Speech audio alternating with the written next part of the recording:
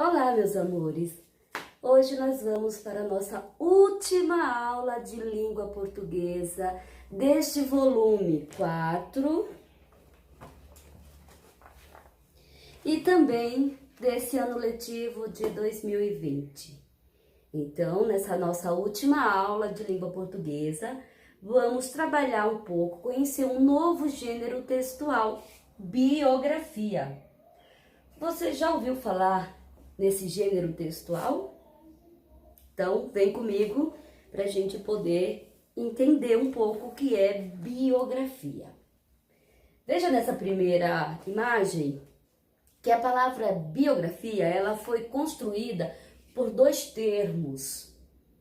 O primeiro termo, bio, esses dois termos vieram do grego. Bio, do grego, quer dizer vida. E grafia, também no grego, significa escrita. Então, biografia significa a escrita da vida de alguém. Então, por falar em vida de alguém, vale lembrar o seguinte: toda vida importa. Sabe? Muita gente fala que esse é um gênero textual que falamos sempre da vida de alguém importante, de alguém que fez algum grande feito para a humanidade. É verdade também, mas vale lembrar que podemos sim usar esse gênero textual, fazer a escrita da vida de alguém, de qualquer pessoa que queiramos fazer, ok? Porque toda vida tem importância e tem seu significado. Agora, na segunda imagem, nós temos aí, depois que a gente entendeu o que significa bio e grafia, então você pode concluir comigo, podendo ler aqui na tela, pode anotar também no seu caderno de língua portuguesa, que biografia é o tipo de texto que narra, que conta os fatos importantes da vida de alguém. Tudo bem? Ok. Depois, a gente vê agora a seguinte pergunta: como é que eu devo fazer para construir esse tipo de texto sobre a vida de alguém, para fazer uma biografia? É difícil? É fácil fazer? Então, primeira coisa que você deve fazer é pesquisar sobre a vida da pessoa que você escolheu escrever sobre ela. Por exemplo, se você resolveu escrever sobre a vida da sua mãe, quer fazer uma biografia sobre a vida da sua mãe, você a conhece bastante, porque você convive, mas aí você ainda vai pesquisar mais, você vai poder fazer entrevistas com ela, pode fazer entrevista com pessoas que cresceram com ela, que também a conhecem muito bem. Por quê? Porque é o momento que você vai reunir todas as informações possíveis para você poder colocá-la no seu texto. Outra coisa importante que nós devemos considerar na ordem que estamos construindo ou produzindo esse gênero textual é considerar o que, gente? A ordem cronológica. O que é isso? É considerar o tempo em que os fatos da vida daquela pessoa aconteceu. Por exemplo, o primeiro fato importante da vida dessa pessoa é quando ela nasceu, onde ela nasceu. Vamos imaginar que você está fazendo uma biografia de um escritor. Vamos pegar, por exemplo, Monteiro Lobato ou Maurício de Souza, já que eu estou usando aqui essas ilustrações da turma da Mônica. Então aí você vai pesquisar onde ele nasceu, né? Quando nasceu, como foi que ele nasceu, em quais condições ele nasceu, por exemplo. Por quê?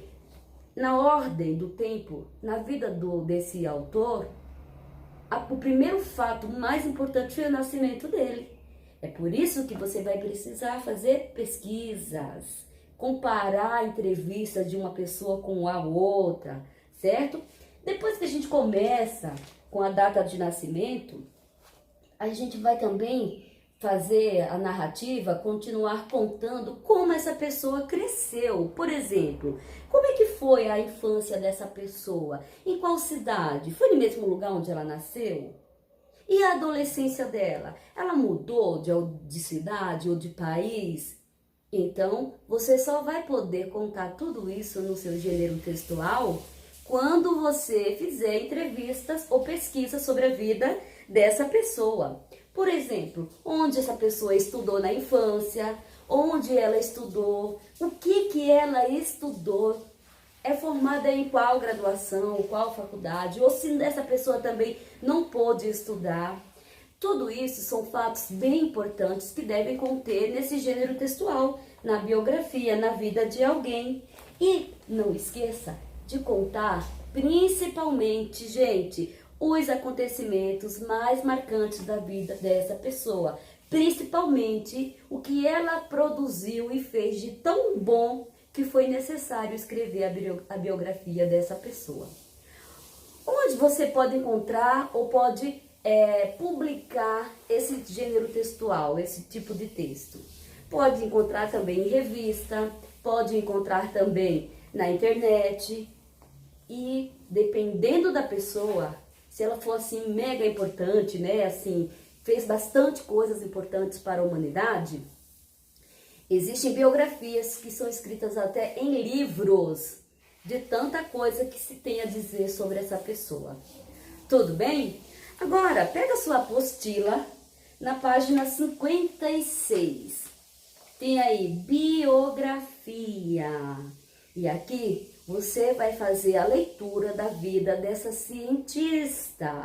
E veja como foi que iniciou. Eu não vou fazer a leitura agora dessa biografia, mas veja que tem a foto dela. Isso é muito importante, poder mostrar, não só contando de forma escrita, mas mostrar a foto da pessoa. Essa cientista, olha só como começa. Se vai falar sobre o nascimento dela, ó. Mary nasceu Maria, lá na Polônia, em 1867. Percebeu aí que já falamos sobre o nascimento e o nome dessa pessoa? Porque são fatos e informações mais importantes sobre essa cientista. Por exemplo, a história dessa cientista é muito importante, por isso ela foi escolhida para você do 4º ano, que estuda com a professora G, fazer a leitura e conhecer o que de bom essa cientista fez e deixou para o mundo. Vamos comentar um pouco sobre ela, tá bom? Eu vou agora dar uma pausa para o resumo sobre esse gênero textual e eu volto para a gente falar sobre a segunda parte da nossa concordância verbal.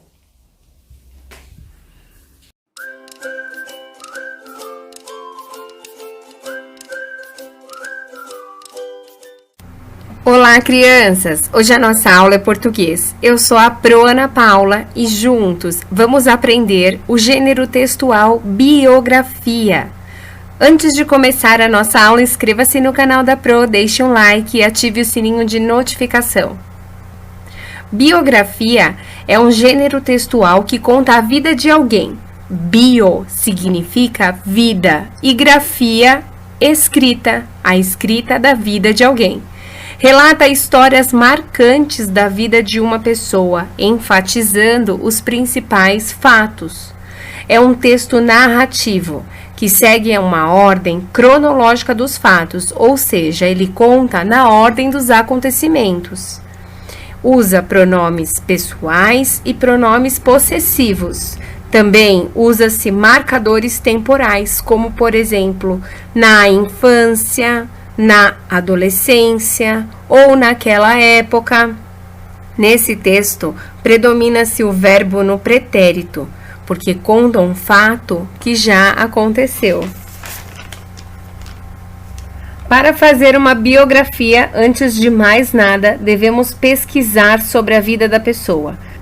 Coletar e pesquisar materiais são essenciais para que o texto tenha mais propriedade e ainda seja mais interessante para o leitor. Se possível, entreviste a pessoa. Nesse caso, você pode incluir até frases da própria pessoa, mas se for citar frases de alguém, deve estar entre aspas no seu texto. Dados como data de nascimento, a morte, curiosidade, invenções, vida pessoal, como casamentos, filhos, são informações importantes que devem aparecer na biografia. O título pode ser somente o nome da pessoa, como por exemplo, Biografia de Monteiro Lobato. Para escrever o texto, ele deve seguir a ordem cronológica dos fatos: nascimento, principais feitos, as obras, morte, curiosidades e, por fim, você deve realizar a revisão do seu texto. Beijos e até a próxima aula. Muito bem. A segunda parte da nossa concordância verbal, você se recorda que em nossa última aula de língua portuguesa nós falamos, a primeira parte foi sobre a concordância verbal. Quando o verbo se transforma, quando ele se flexiona, varia, ele muda para poder concordar com o pronome ou com a pessoa que está ali fazendo aquela ação. Então aí a gente viu a questão do singular e plural, você está lembrado? Muito bem. Hoje nós vamos ver novamente isso com mais outra informação a respeito de quem está fazendo aquela ação. No seu livro, na sua apostila, na página na página 61, tem esse exemplo que eu vou te mostrar aqui. Mary, a cientista, né? Mary gostava de ciência. Qual é o verbo aqui nesse exemplo?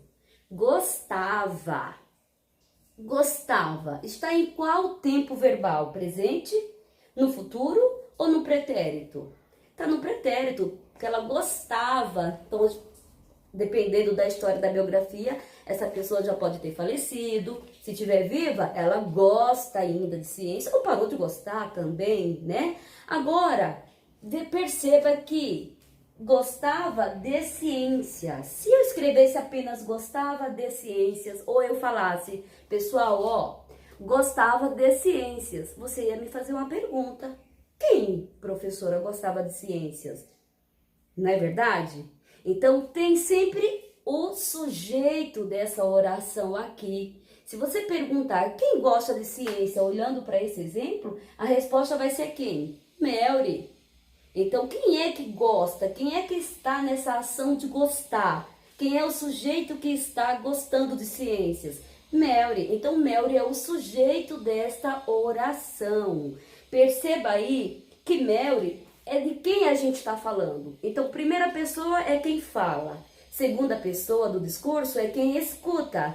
Só lembrando, e terceira pessoa do discurso é de quem a gente fala ou do que se fala. Nesse caso, quando eu digo para vocês, eu sou a primeira pessoa do discurso, vocês que estão aí assistindo a aula, que estão ouvindo, significam que vocês são a segunda pessoa do discurso. E a terceira pessoa do discurso, que é de quem a gente está falando, é de Mary. Então, Mary gostava de ciências, então eu posso dizer que Mary é um sujeito dessa oração, porque é ela que gosta de ciências. E posso dizer que Mary é a terceira pessoa desse discurso, porque nós estamos aqui falando e ouvindo dela, da terceira pessoa, tudo bem? Agora o verbo, nós já descobrimos que ele está no tempo pretérito, que é no passado, né? Gostava. E também está na terceira pessoa. Por quê? Porque está concordando com Mary. Se eu escrevesse eu gosto de ciências, então seria diferente. Eu é o sujeito, primeira pessoa do discurso, porque eu estou falando de mim. Gosto é no presente, também referente à primeira pessoa, também no singular, porque é só uma pessoa que gosta de ciências, ok? Nesse exemplo da Maria aqui, da Mary, também está no singular, porque só tem uma pessoa. Agora, se eu falasse assim, olha, meus alunos, no plural, gostam de ciências. Então, eu estou falando dos meus alunos, então já é a terceira pessoa do plural ou do singular? Do plural, porque tem mais de uma pessoa. Então, nesse exemplo, seria o sujeito, os alunos. O verbo também já ia se modificar. Olha, gostam, no plural, no tempo presente. E também se refere à terceira pessoa, porque são eles, os alunos, que gostam. Tudo bem? Eu vou deixar para vocês também um vídeo mostrando, bem curtinho também, explicando essa concordância verbal que existe com o sujeito e o verbo. Espero que vocês façam aí os últimos exercícios que estão aí listados em seu cronograma, para que nós possamos hoje, em nossa aula ao vivo, fazermos a correção, comentarmos um pouco sobre a biografia da Melry e vamos falar um pouco mais sobre aquilo que você tiver dúvida. Tudo bem assim? Um beijo no seu coração e até daqui a pouco. Bye, bye! Concordância verbal é uma relação, certo, estabelecida de uma forma harmônica entre o sujeito e o verbo. E isso quer dizer que quando o sujeito ele está no singular, o verbo também deverá estar. Quando o sujeito estiver no plural, o verbo também estará.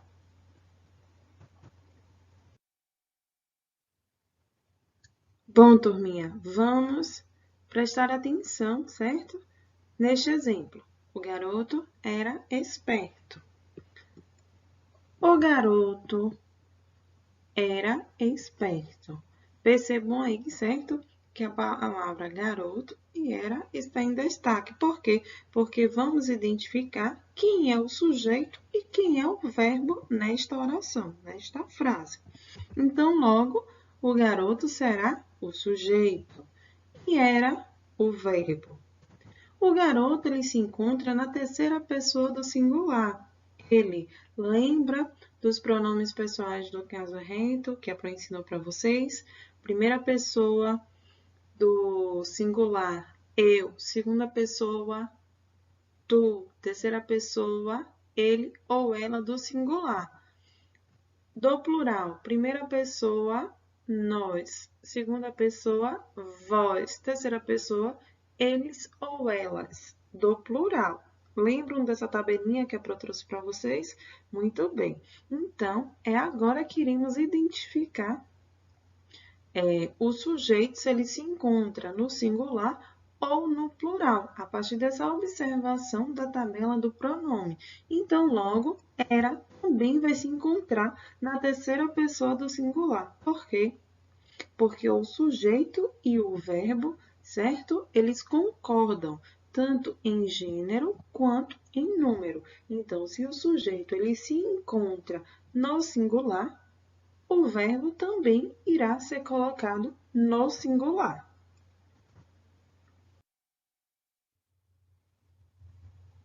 Ainda com o exemplo, o garoto era esperto, para a gente descobrir quem é o sujeito, é só a gente perguntar quem.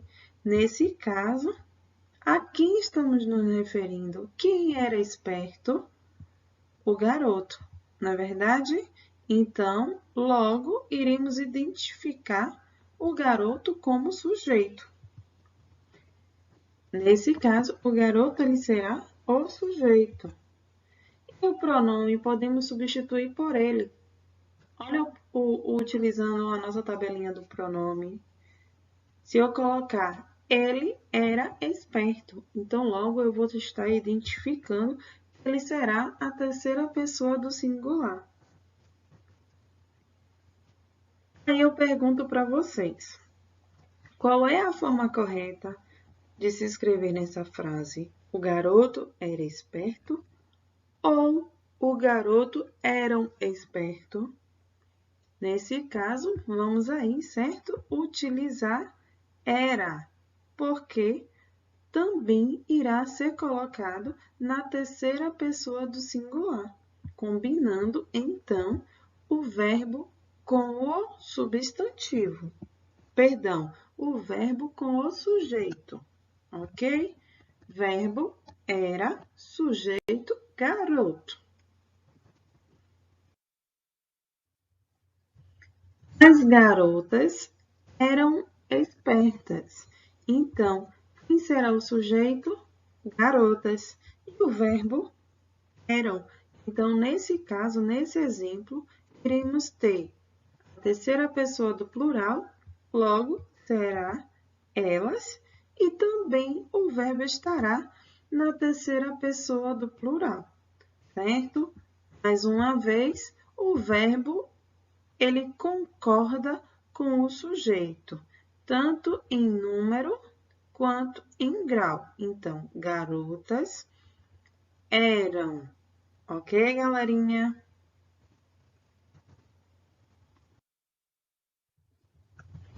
O rapaz canta bem.